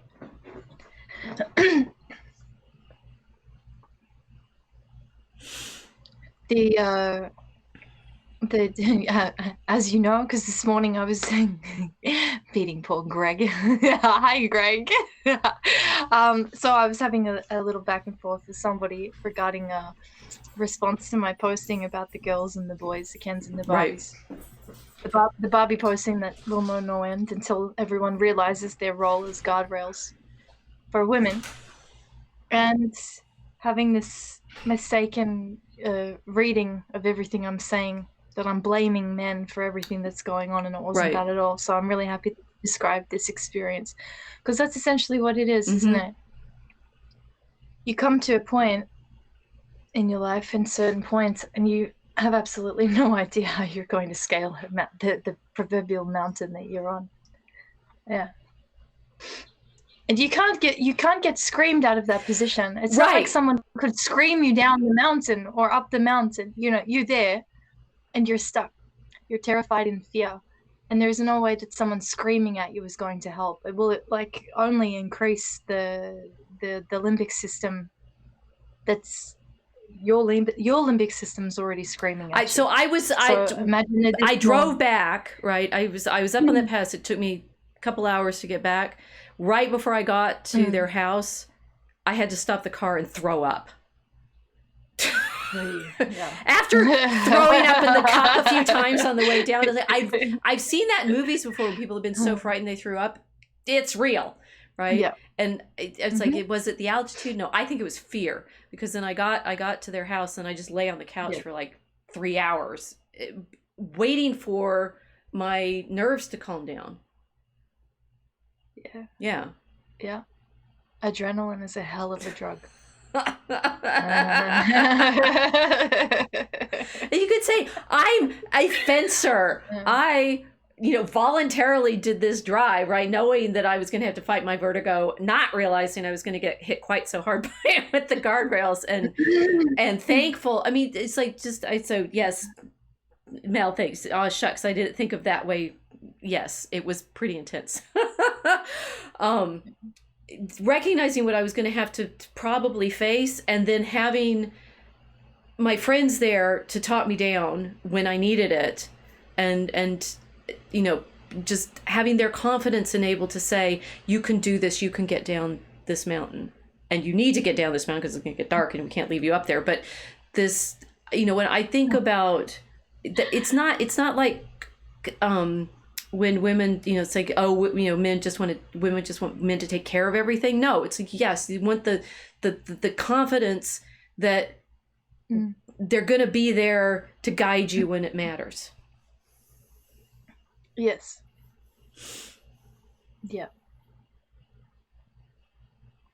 And what it takes for men to have that solidity, I don't know. I'm a woman. I don't know where they get it. I don't know why they have it. Guys, you need to figure this out, because we need it. Oh yeah, everything falls apart if they don't have it. Everything falls apart. And my cousins and everybody talking about, it's like they've been living in these mountains their whole lives, and they, one of the memories that they have of going up from Santa Fe to Los Alamos is there's a bigger road now. There's a military road into the labs on Los Alamos. And so if you go that way, it's like nice and wide now, but that road wasn't there when we were younger. And the only way to get to the city, the town, was to go up the side of a cliff, right? And of course, oh yes, when Grammy used to be riding up that cliff with, Granddad driving, she used to be on the bucket seat, right, inching closer and closer and closer to him, because one, you're no longer on the outside of the car. But it's like, yeah, all of the women in my family are telling the story of how the men are doing the driving. Yes. All of them. They're professional women of variety. So it's like, but he did the driving when we went up the side of that mountain. Yes. Yeah.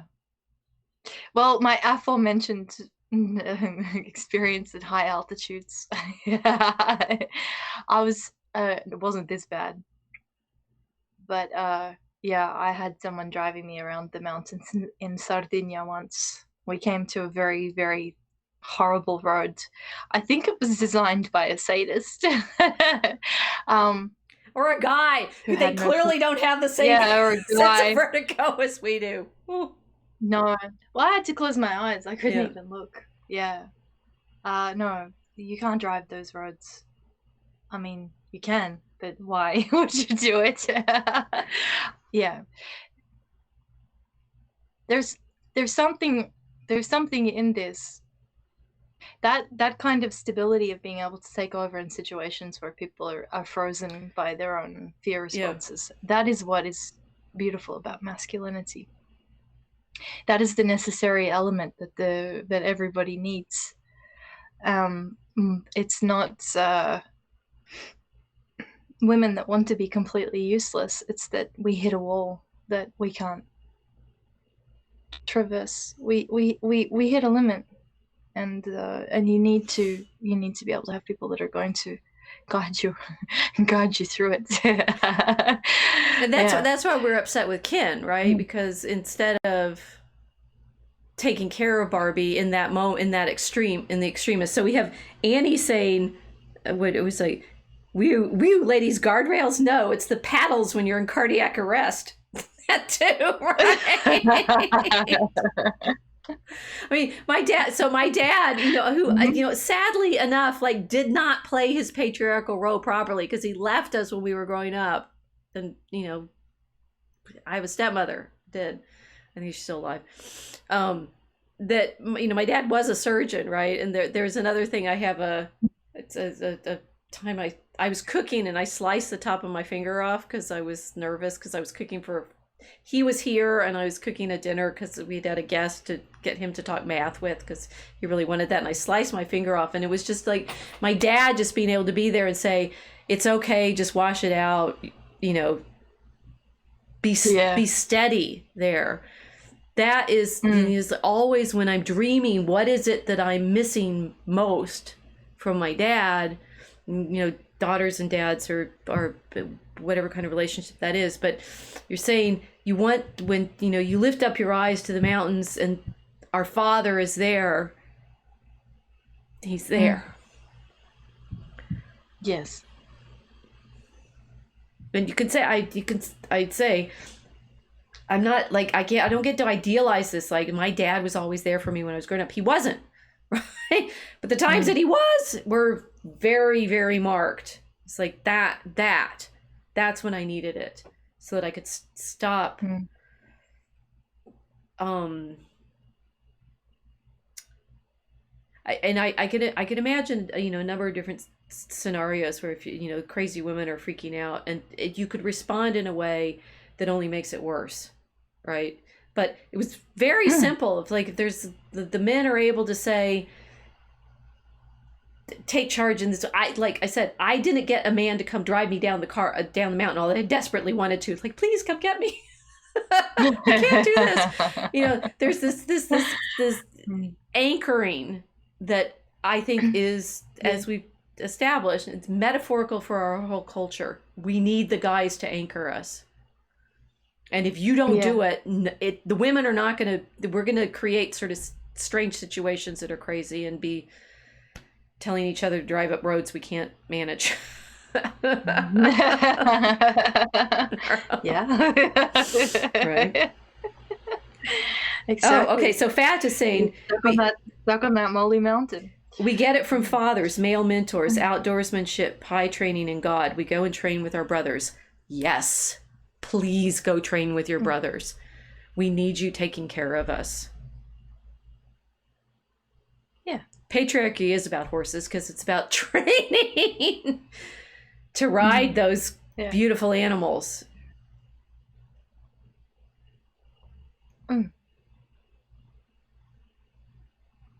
Well, it's just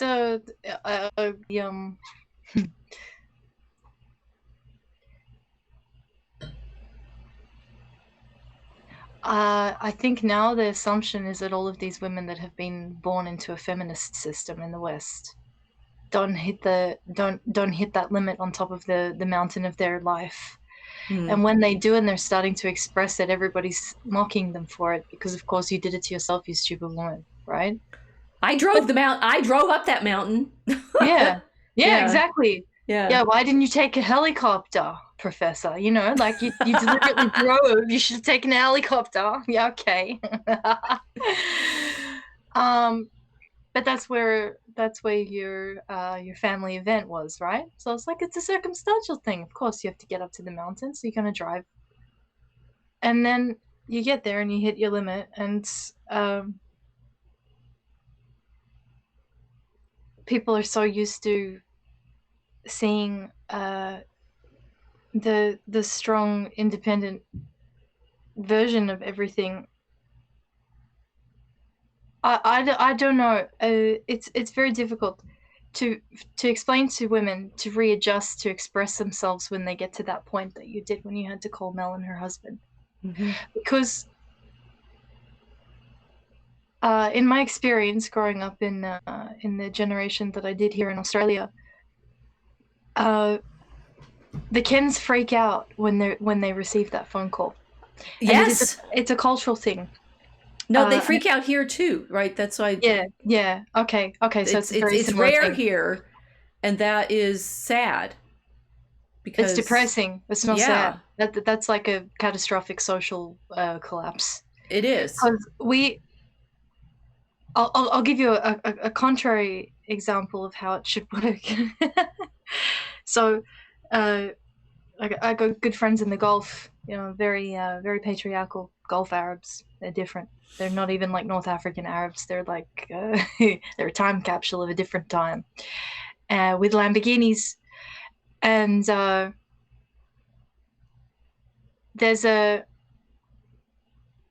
there's no point at which women are unsupervised. In the sense that if something happens to them, they'll have someone that will come and back them up and help them out, like this. So I have a girlfriend driving on the freeway, and some guys start to bother her. They're driving one of those cars that Andrew Tate drives, something like shiny and rainbow and very expensive and obnoxious. They're trying to run us both off the road. Why? Because that's how they get attention. They try and run women off the freeway. So luckily we were driving as this was happening. Her father happened to be on the freeway behind us. And when we came to the first traffic light, we stopped the car. The Bugatti or whatever it was next to us was, there, and they were screaming something out of the window. And then her father drove up to the other side of them with his window open and started screaming at them in Arabic. And so they left immediately, ran a red light to try and get out of there because they weren't expecting it. But that's the way it was. It's like an example of this kind of thing happening. And she visited here. She was really surprised by the way that the men just leave the girls. And I said that this is normal. It's so normal for us, they don't even notice that they're doing it. Yep. They don't even know. So, like, when I have the conversation with the Kens now, they hear complaining and they hear a complaining girl boss. Right.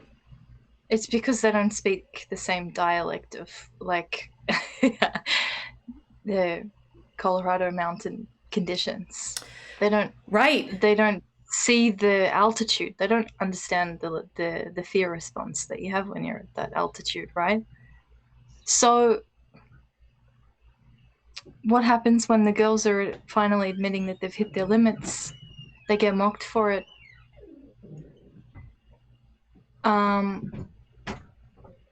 There's no empathy, which is what you needed at the time. Even if it was irrational, even if millions of other people do the same road every day. Exactly. Even if there's no snow and it's perfect weather. Sorry, I'm going to rub it in a little bit, but it doesn't matter. It was! No! I was talking to one of my friends in the park, and I was saying, like, this was what was funny about it, right? It was like, it was the like easiest drive possible for that road. And I still... But it doesn't matter. Yeah. Does it? No. No, it doesn't matter. It can look easy for everyone else. It can be something that terrifies you. Right. Sometimes the terrifying things are easy and the easy things are terrifying, isn't it? Yep.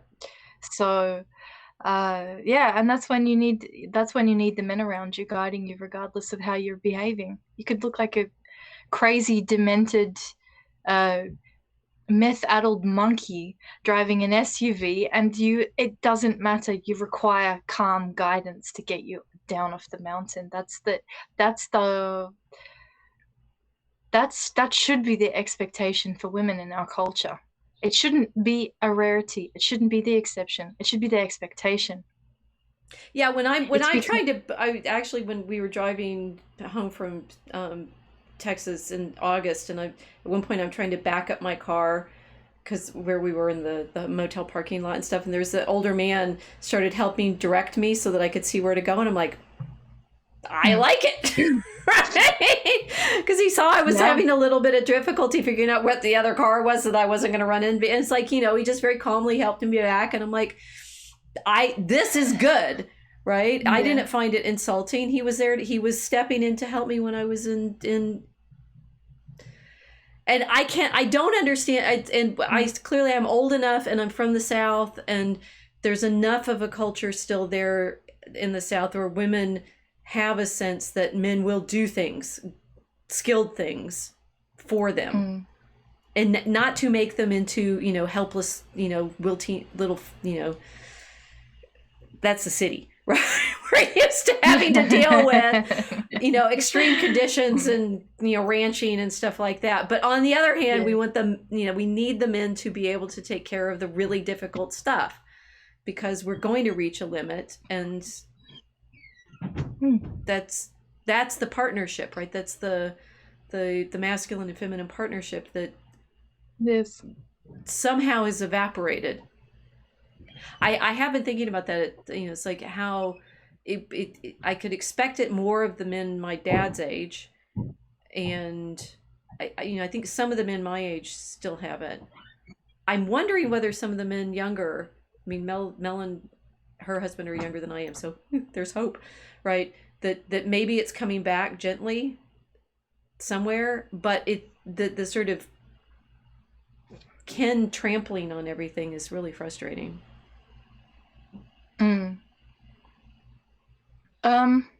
I wish I was this hopeful. My experience in COVID during the Australian response to COVID essentially evaporated my expectation that the women were going to be taken care of by the men. The majority of the protests were run by the women. The majority of the people on the streets were women.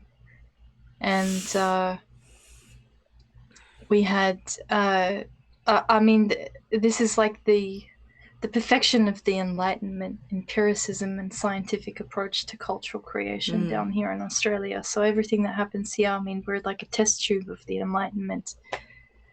And Australia was feminist before anyone knew what feminism was. That's the convict culture, gold rush era culture. The majority of the women down here started off as convicts and prostitutes in the gold mine towns, So very, very independent, very tough women. And it set the precedent for everybody. What happened in 2020, 2021, we were being shot at by large armed, heavily protected, uniformed men. Were you being shot at by men who should have been protecting you? Yes. We were being sprayed with chemicals and shot at and chased with horses. Huge, very, very large horses that they use for the cavalry units. And people were good. They were taking care of each other in that situation, but I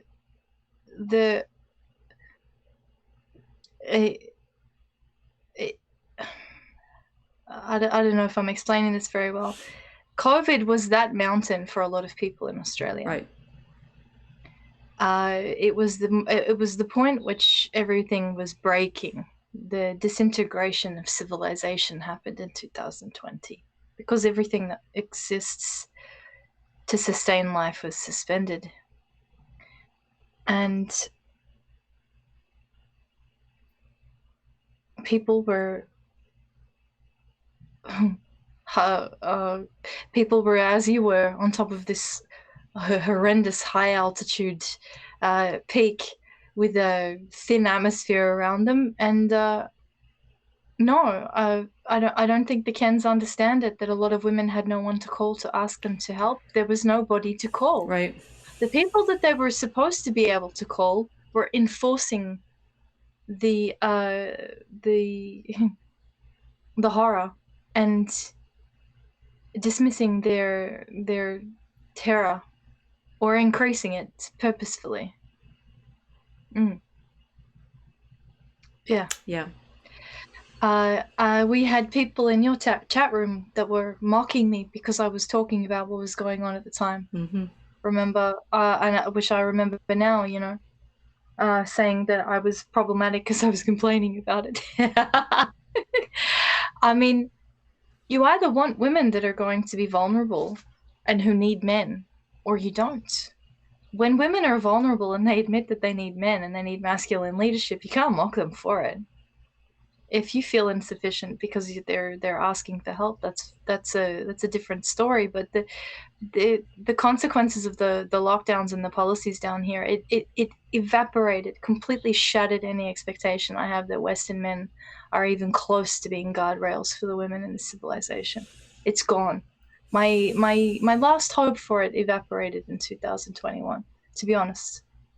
And I'm not cynical, Right. but I've seen it. I've seen what's happening when there's a crisis. The women carried everything alone. In many cases. It's interesting you say. So we have the mining people, the mining and the convicts and the prostitutes there, and that's the West here too, right? That's where our parallel is.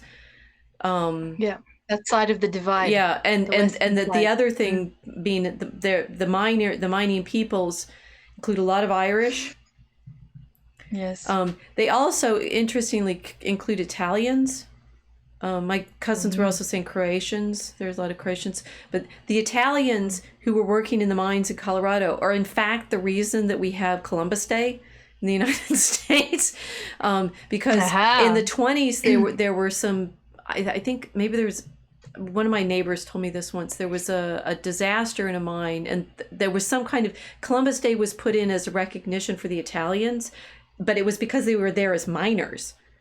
So this, I mean, I think all of the, it comes back around to, we have this, there's these mountains, there's the extremes, apparently one of my cousins is a biker, right? So he biked to the party, that, a mere 25 miles in the mountains.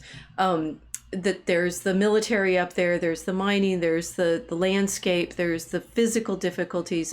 This was very easy weather in September, right? What it's like there when it snows, oh my goodness, I don't know.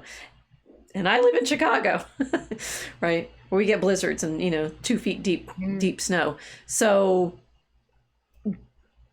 it is interesting. It's like, what happened to our humanity, of the masculinity and femininity within this landscape, within this world, within this culture.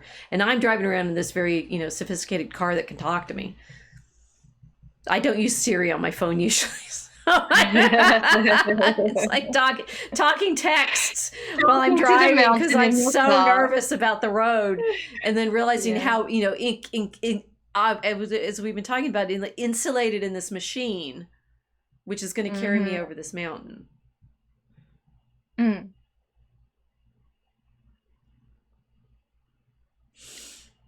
I don't know whether we had the way out of it, but I know I was really happy to have Mel and her husband talking me down off that pass. And I'm sure that all of these layers that we've been unpacking is saying, it is, I hadn't put it together quite until I was saying, it's like listening to Messiah as I drive over Monarch. That's yes. That's pretty good. It is wonderful. Yeah.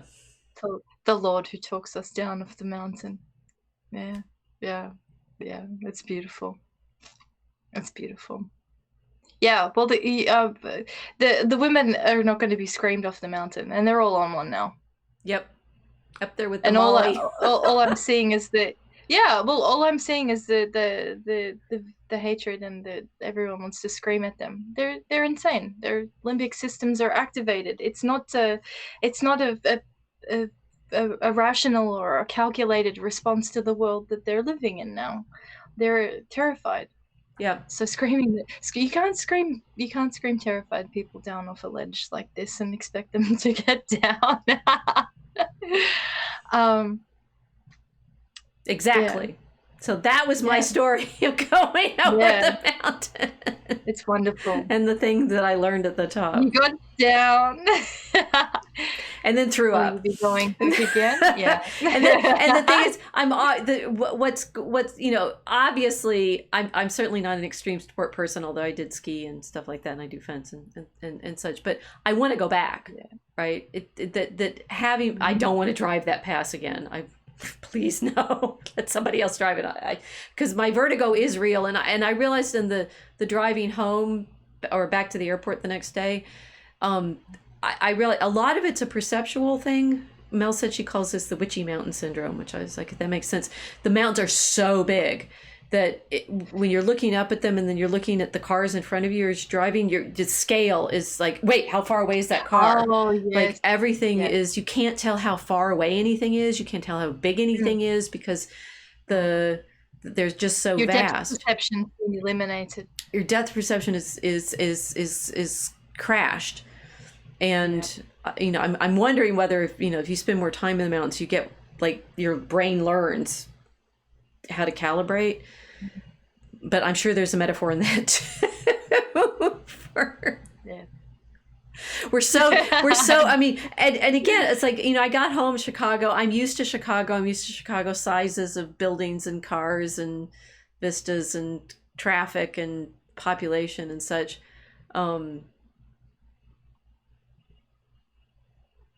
I'm obviously used to the size of everything here. Like I'm used to my own car and how big it is around me. And all of this was taking me out of that familiar frame. Yeah, you've lost your dimensions. Yeah. Which we clearly need to do in order to have, transformative experiences. So climb that mountain, even if you're scared.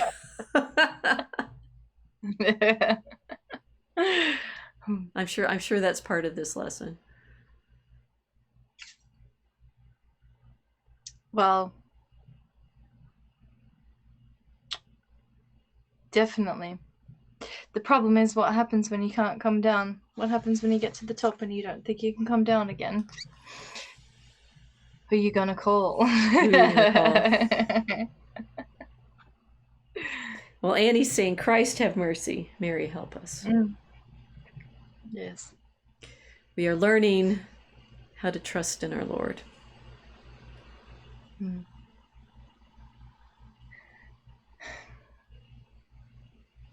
So who wants to go drive on the mountain with me now?